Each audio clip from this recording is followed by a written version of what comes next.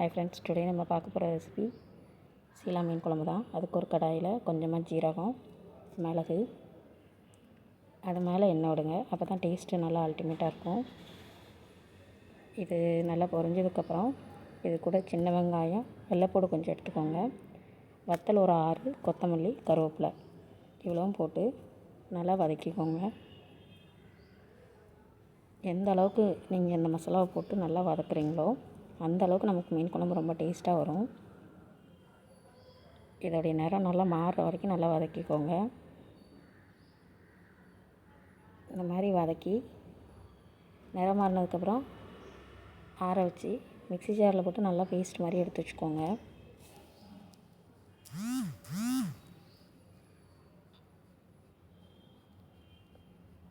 இந்த மாதிரி நல்லா வதக்கிக்கோங்க. அப்புறம் கொஞ்சமாக தக்காளி, சின்ன வெங்காயம், வெள்ளைப்பூடு, கருவேப்பிலை இவ்வளோ எடுத்து வச்சுக்கோங்க. புளி கொஞ்சம் ஊற வச்சுக்கோங்க. ஒரு சட்டியில் எண்ணெய் ஊற்றி கடுகு, வெந்தயம், ஜீரகம் இவ்வளவும் சேர்த்துக்கோங்க. சேர்த்து அந்த எண்ணெயில் அந்த ஜீரகம், கடுகு எல்லாமே நல்லா பொரிஞ்சு வரணும்.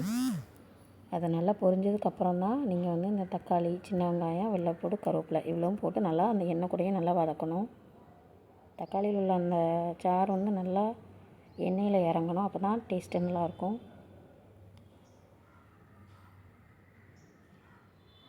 தக்காளி கூட கொஞ்சம் உப்பு போட்டு வதக்கிக்கோங்க. அதுக்கப்புறம் கொஞ்சமாக மஞ்சள் போட்டுக்கோங்க. மஞ்சத்தூள் போட்டுருவோம். இந்த மசாலா எடுத்து கொஞ்சம் போட்டுக்கோங்க. இப்போ இதை நல்லா வதங்கினதுக்கப்புறம் கொஞ்சமாக புளிக்கரைசல் கரைச்சி வச்சுக்கோங்களா, அதை கொஞ்சம் விட்டுப்போம். ஒரு கொதி வந்ததும் ஒரு தேங்காய் அரைச்சி இதில் கொஞ்சம் ஊற்றிக்கோங்க. நல்லா கொதி வந்ததுமே இதில் மீனை நம்ம கழுவி வச்சுருக்க மீனை எடுத்து உள்ளே போட்டுக்கோங்க. கொஞ்சமாக நாங்கள் மீனை எடுத்து பொரிக்கிறதுக்கு வச்சுருக்கோம், அதையும் பொரித்து எடுத்துட்டோம். பாருங்கள்,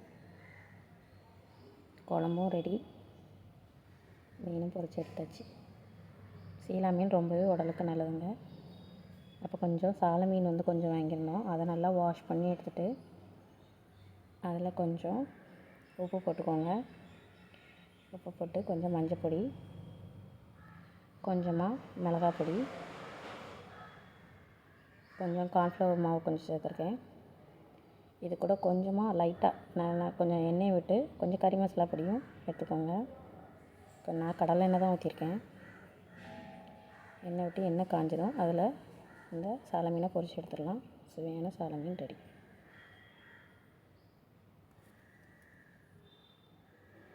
ரொம்ப நன்றிங்க. நம்ம சேனலை சப்ஸ்கிரைப் பண்ண மறந்துடாதீங்க. இந்த மாதிரி சிம்பிளான ரெசிபிக்கு நம்ம சேனலை சப்ஸ்கிரைப்